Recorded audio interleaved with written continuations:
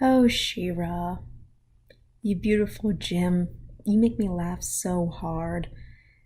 There are actually moments where I forget that this is like an action adventure kind of fantasy show because I'm just laughing so much. This show honestly has more in common with Archer of all things than any other show in my opinion. Why?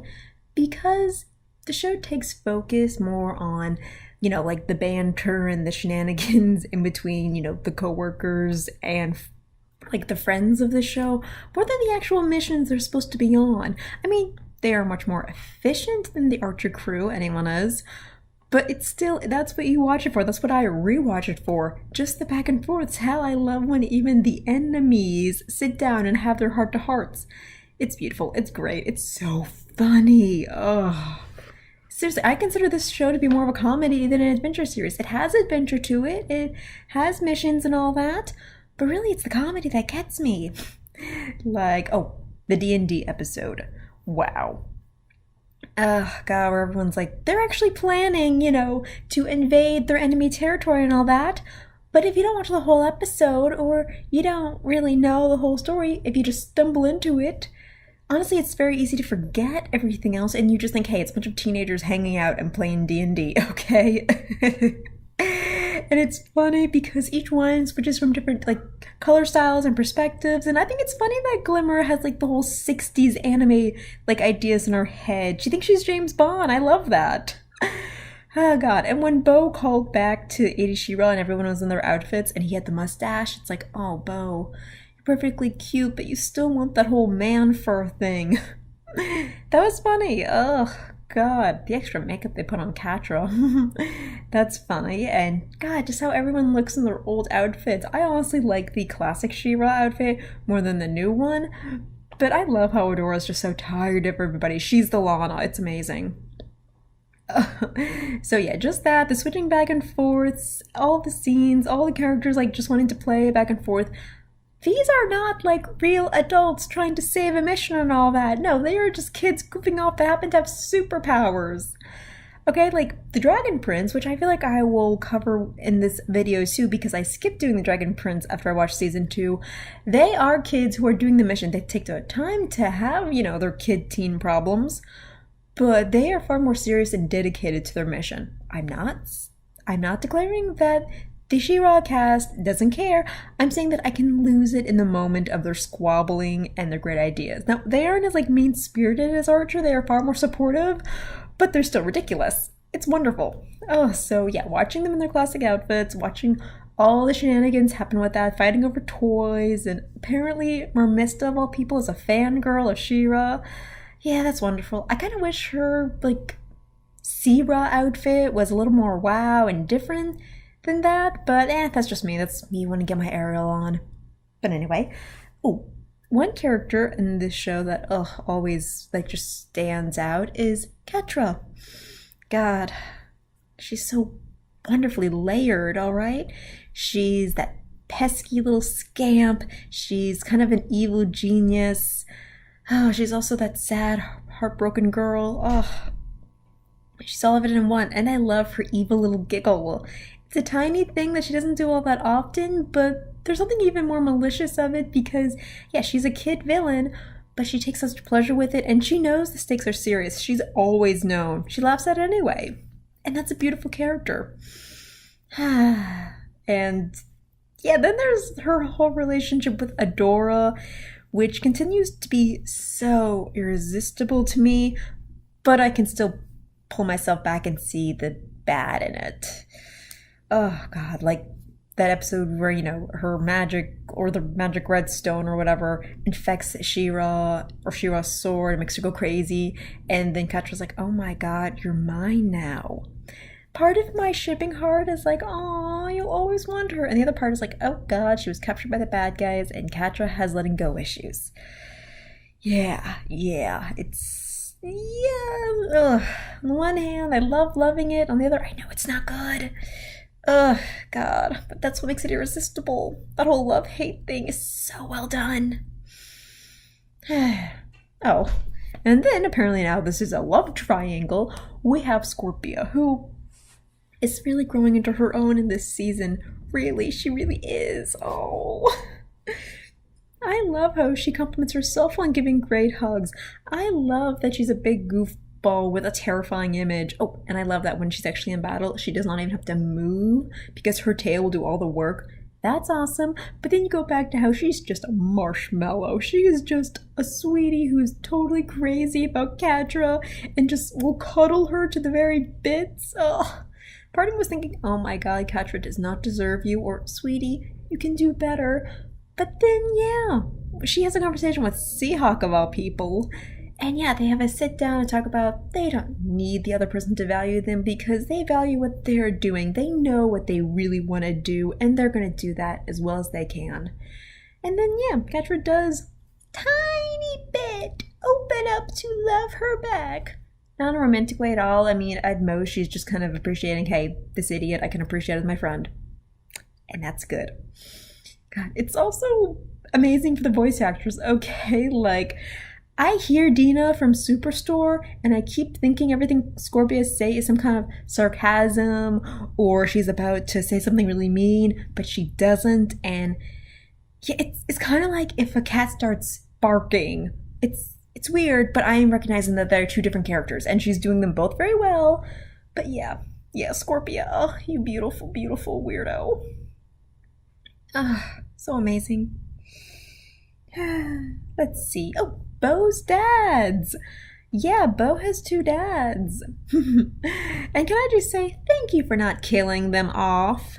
That's something else that kind of annoyed me about the Dragon Prince. Oh yeah, little mini queen had two mommies. That's cool. Too bad they died before she could get to know them. You kill off your diversity, I don't think it really counts.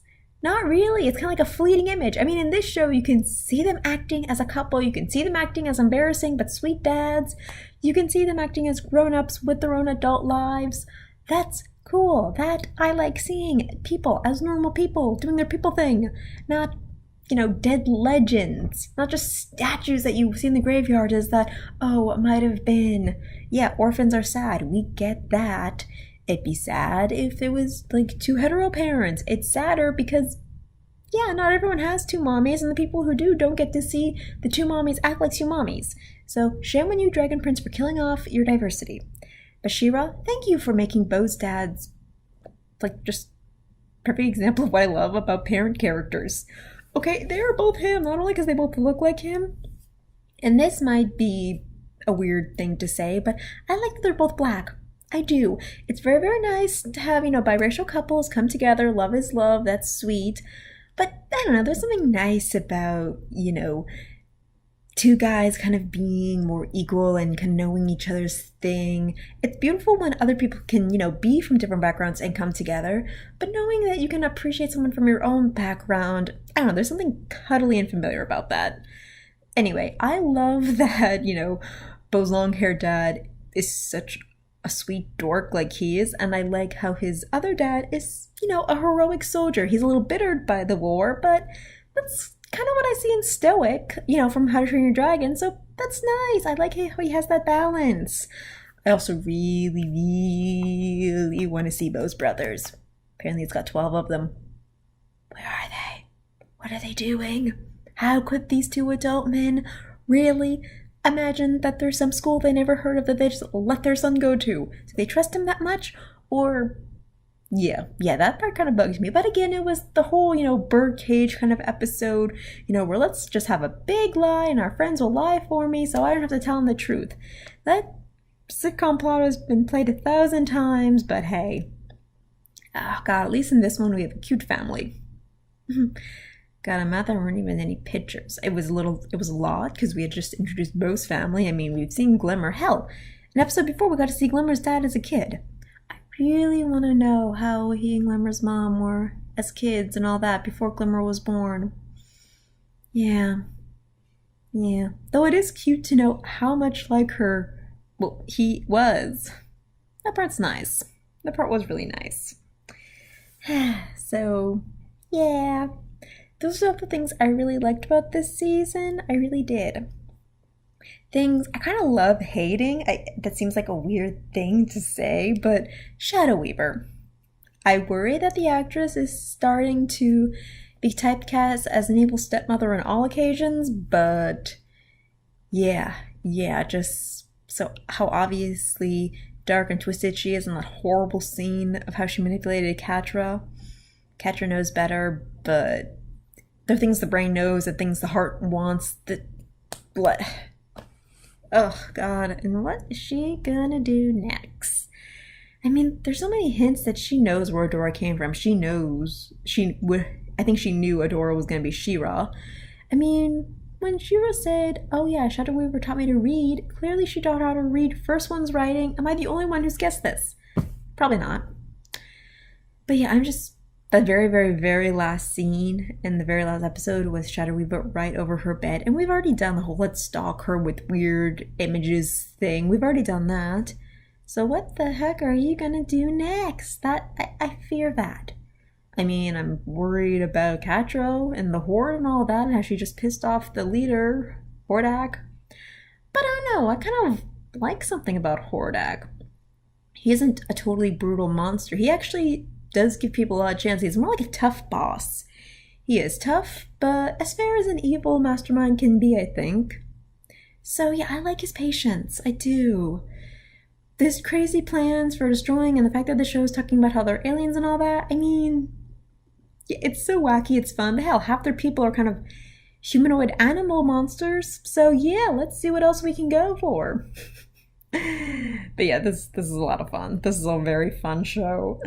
Oh, and Entrapped is okay. Something else I kind of hate to love is that she's just living in the Horde, and even when her friends see it, they don't have this moment that I was kind of expecting, where, wow, you guys left me, so now I made new friends. Instead of more, it's here's the facts.